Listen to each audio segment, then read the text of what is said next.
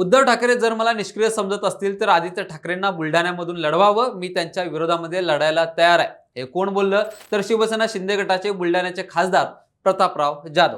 2009, 2014 आणि 2019 असं सलग 3 टर्म बुलढाण्याचे खासदार राहिलेले प्रतापराव जाधव यंदा पुन्हा मैदानात उतरू शकतात.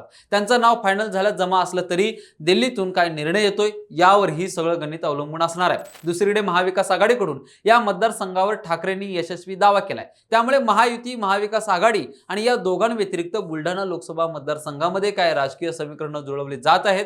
गेल्या काही दिवसांपासून खूपच ऍक्टिव्ह झालेले स्वाभिमानी शेतकरी संघटनेचे नेते रविकांत तुपकर कोणत्या भूमिकेत आहेत याबद्दल आपण या व्हिडिओमधून बोलणार आहोत. पण त्याआधी आमचा असा एक अभ्यास सांगतोय की तुम्ही अजून आमच्या चॅनलला सबस्क्राईब केलं नाहीये, व्हिडिओ पाहत असाल आणि चॅनलला सबस्क्राईब करत नसाल तर आता सबस्क्राईब करा. त्यामुळे असे महत्त्वाचे राजकीय व्हिडिओ सगळ्यात आधी आणि सोप्या भाषेत तुमच्यापर्यंत पोहोचतील. साहजिकच व्हिडिओची सुरुवात सध्याचे खासदार असलेल्या प्रतापराव जाधवांपासून करू. मराठा चेहरा असलेले प्रतापराव जाधव हे 2009 मध्ये राष्ट्रवादीच्या राजेंद्र शिंगणेंच्या विरोधात अतितटीने जिंकून आले होते. सेनेच्या प्रतापराव जाधवांना 3,53,671 मते मिळाली होती, तर राष्ट्रवादीच्या राजेंद्र शिंगणेंना 3,25,593 मते मिळाली होती. विजयी झाले प्रतापराव जाधव. आता लढत झाली 2014 ची. मोदी लाटेतही प्रतापराव जाधव जिंकून आले. इथे सेनेचे प्रतापराव जाधव विरुद्ध राष्ट्रवादीचे कृष्णराव इंगळे अशी लढत झाली. प्रतापरावांना 5,08,972 मते मिळाली, तर कृष्णरावांना 3,49,534 मते मिळाली होती. 2009 मध्ये 25,000च्या फरकाने जिंकणाऱ्या प्रतापरावांनी 2014 मध्ये 1.5 लाखांच्या फरकाने विजय मिळवला होता. आता विषय येतो 2019च्या लोकसभेचा. 2019 मध्ये प्रतापरावांना 5,20,537 मते मिळाली होती, तर विरोधातल्या राष्ट्रवादीच्या राजेंद्र शिंगणेंना 3,88,293 मते मिळाली होती. आणि ट्विस्ट म्हणजे वंचित बहुजन आघाडीच्या बलिराम सरसकरांना 1,72,306 मते मिळाली होती. इथे फक्त 3 वेळा खासदार इतकीच प्रतापरावांची ओळख नाहीये, तर प्रतापराव जाधव हे 1995, 1999 आणि 2004 असं सलग 3 टर्म मेहकर विधानसभेचे आमदार राहिलेत. मनोहर जोशी सरकारच्या काळात मंत्रिपदाची धुरा देखील प्रतापराव जाधवांवरती होती. असा तगडा बॅकग्राऊंड असलेल्या प्रतापराव जाधवांना महायुतीकडून पुन्हा संधी मिळेल हे इथं फायनल झाल्यात म्हटलं जातं. 15 वर्ष खासदार असूनही अनेक गावात फिरकलं नसल्याचे आरोप यंदा जाधवांवरती होऊ लागलेत. अनेक विकास कामांची आश्वासने दिली मात्र पूर्ण न झाल्याच्या तक्रारीही मतदारसंघातून समोर येऊ लागल्यात. त्यामुळे यंदा जाधवांना निवडणूक जड जाणार असल्याचं स्थानिक पत्रकार सांगतात. त्यामुळे जाधवांविरोधात असलेल्या लाटेचा फायदा महाविकास आघाडीच्या उमेदवाराला होईल का असा प्रश्न निर्माण होतो. पण त्याचंही उत्तर नाही असल्याचं म्हटलं जात आहे. महाविकास आघाडीकडून बुलढाण्याच्या जागेवर ठाकरे गटाच्या नरेंद्र खेडेकरांना संधी मिळणार आहे. मातोश्रीवरून तशा हालचालींनाही वेग आलाय. नरेंद्र खेडेकर हे जरी मूळचे शिवसेनेचे असले तरी त्यांनी काँग्रेसमध्येही काम केले. काँग्रेसमध्ये असताना जिल्हा परिषदेचे सदस्य, 5 वर्ष अध्यक्ष म्हणून त्यांनी काम पाहिले.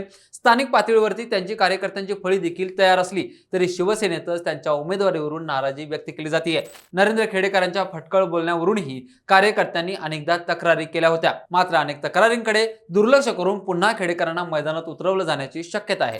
ठाकरेंची असलेली सहानुभूती, सध्याचे खासदार प्रतापराव जाधवांच्या विरोधात असलेली लाट, जाधवांवरती गद्दारीचा असलेला शिक्का याचाच फायदा खेडेकरांना होऊ शकतो. पण तो फायदा तेव्हाच होईल जेव्हा रविकांत तुपकर या मैदानात नसतील. पण शिंदेचे प्रतापराव जाधव असो की ठाकरेंचे नरेंद्र खेडेकर, दोघांसमोर आव्हान असणार आहे ते म्हणजे स्वाभिमानीच्या रविकांत तुपकरांचा. बुलढाण्याचे एकूण मतदार 18 लाखांच्या घरात आहे. 2019 मध्ये 12 लाख तर 2014 मध्ये 9 लाखांच्या आसपास मतदान झालं होतं. त्यात ग्रामीण भागातलं मतदान हे जवळपास 7 ते 8 लाखांच्या दरम्यान आहे.